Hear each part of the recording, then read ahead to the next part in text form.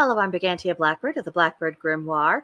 Welcome to the daily forecast for Monday, June 3rd, 2024. We have the day of the moon, a waning crescent moon, Gemini season, the Celtic tree month of Hawthorn, deer season, and the Pluto retrograde.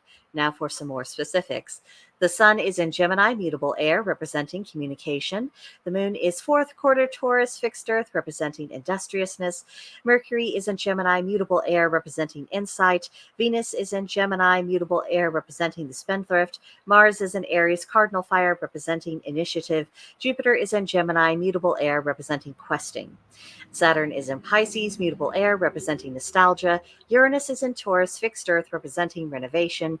Neptune is in Pisces, mutable water, representing imagination. And Pluto is retrograding Aquarius, fixed air, meaning we need to examine intentions and remember the Pluto retrograde mantra: reflect, heal, and evolve. So for our moon phase, we have a waxing crescent, meaning we need to rest, reflect, and purge. For the Taurus moon, some do's are to be grounded, to be realistic, and to reject distractions. Some things we shouldn't do are conversion attempts, either trying to convince other people or allowing someone to try to convince us. Not the day for it. There will be other opportunities for conversations of that kind, but just not today. Another thing to avoid would be anything that requires fast reactions or having to do too much improvisation. Just a bit much to ask for a Monday in general, but especially with that Taurus moon. Taurus is methodical. It likes to know what the plan is. It likes to execute that plan at a steady pace, not a clipped pace. And that's just the way Taurus likes to do things. And that energy tends to get pretty antagonistic if it's pushed too far in another direction. So we know that the moon is waning, and that means that energies are turning inward. So while this retraction is occurring in Taurus, that's a good time to get busy tidying up your inner life and your personal affairs, your household. This is really a good time to get properly organized. And as we're going into the summer season, I think it's good just to quarterly, take a moment, just like, okay, I need to reset everything back to zero. I need to make sure that anything that got too far unorganized is brought back into order. I need to, make whatever adjustments, change the altar, change the wreath on the door, whatever it is that you need to do. And especially for those of you with children, now having children off from school, needing to entertain them, or perhaps you have grandchildren, and now that the kids are out of school, they might be coming to visit you more often. At least I hope so. I think it's very important for grandparents to have strong relationships with their grandchildren, if at all possible. But it's summer. There's lots of stuff going on. So taking the moment now to get situated so that as things come up, you can just go with that flow. It's going to be beneficial to you and sanity saving. Our tarot for the day is the Knight of Mirrors. He is the dreamer. He represents confidence, passion. He is a messenger. So the question I want to put to you is, what is your true dream? Pull away other people's expectations, pull away anything that was imposed upon you that you were told to want, but didn't really come out of an organic place of your desires. And I want you to peel all that away and ask about what is your true dream, because that may be very closely aligned to what is your true purpose. What are you supposed to be doing in this incarnation? What should you really be devoting your energies to? This is not something that is frivolous. It's not a whim. And it's not something that should be used as an excuse to evade any of your responsibilities in life. This is something that you take, whatever responsibilities you have with you, along with you on that journey as you fulfill your proper purpose. So that's a lot to contemplate, and I won't go into that any too further because that's probably enough to make your head spin on a Monday morning. Moving on, our Celtic triad for today. It reads, there are three other beauties of the land: intelligent tillage, neighbors who agree, and conscientious rule. So intelligent tillage, this would be wise and productive farming practices, things that enable the land to be continuously renewed, continuous to be fertile, things that are going to allow it to sustain a population for over the long haul.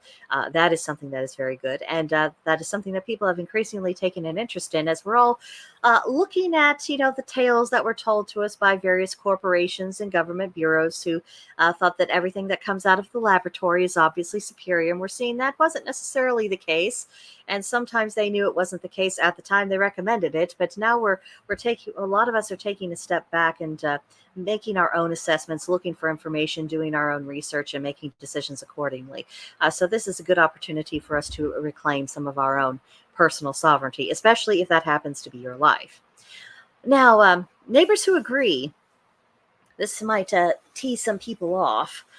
However, I think it is underestimated the value of neighbors who have the ability to unite over common ground that they share rather than endlessly focusing and bickering on differences.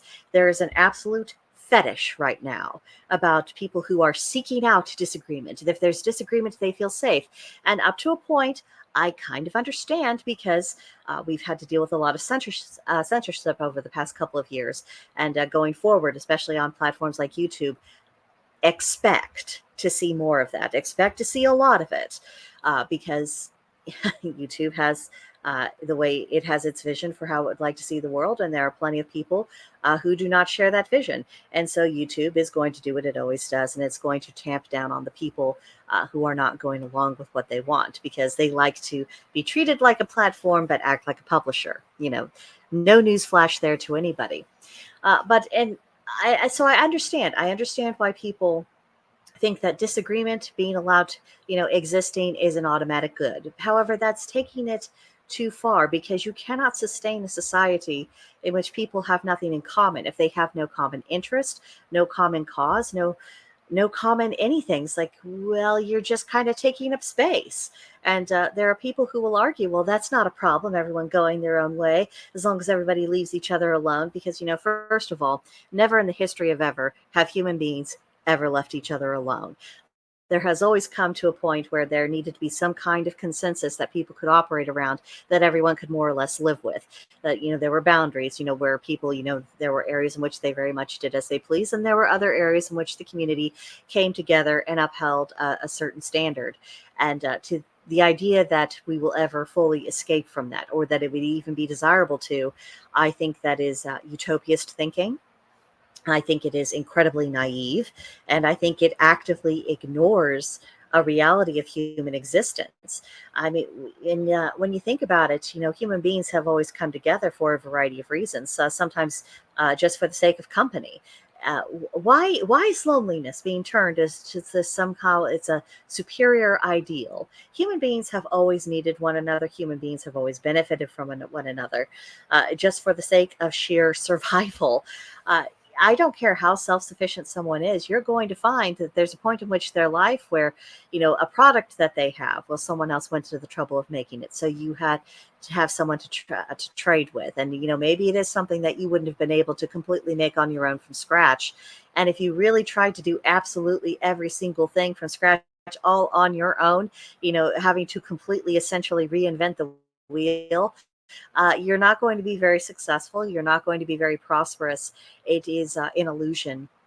And I think that we're going to have to come back from the hysteria of rejecting coming together in common cause, because some people truly believe that their integrity as an individual is going to be hopelessly compromised if they actually do come together in common cause with other people. But that's not the way our ancestors would have viewed it. And while I don't think, we just look at our ancestors and like, well, whatever their opinions were, that must be the correct and ultimate opinion. No, it's a place of wisdom to start from. But I think it is a piece of wisdom that has stood the test of time. And especially when we are going through times of political upheaval, social unrest, all of these things, it is important to have people around you that you share a similar worldview with, that, if it comes to threats against the community, that you're coming from a similar place, or that you have similar principles that you want to defend. And it has to be something more from let's all leave each other alone, because it doesn't work. It doesn't work. Then let's talk about conscientious rule. Gosh, I mean, what would that even be like? Because a conscientious rule, that is essentially governance, whatever system of governance is that is in place, that it's serving its proper function, and that it's not overstepping proper bounds, proper human bounds. This is going beyond any particular political setup, any written document like the Constitution, any whatever the system under that's under consideration. It goes well beyond that. Is it actually serving human needs? Is it actually reinforcing helpful social structures, or is it doing things that tear people down? Is this just about the government gaining more and more power over people, or is it, or does it remember its place and that it is supposed to serve, so that people can actually get on and live their lives? We don't have that right now. We have not had that for the entirety of my lifetime, and I may not see it in my lifetime. So this, I do think that a lot of this is very aspirational. I think this is an opportunity for us to reflect and to examine some of our presuppositions about how things are supposed to work. Because if anyone thinks we're going to get through these times and we're not going to be tested to the outer limit, and that we're not going to really get down to the nitty gritty of not just what our opinions happen to be, but whether or not our opinions truly have substance. I don't know what to tell you. It's going to happen. Plan accordingly, I guess. Now, today's intention, the other world, that which lies beyond the veil. The color for this is gray. The plant is the rose, specifically the white rose. The animal is the dog. And I found you a cute little adorable gray puppy on Pinterest. Also, dogs have a long association with the underworld in general. And of course, we have the god Hades, who has his three-headed dog, Cerberus, whose name is, when translated, Spot. So dogs are important to the underworld.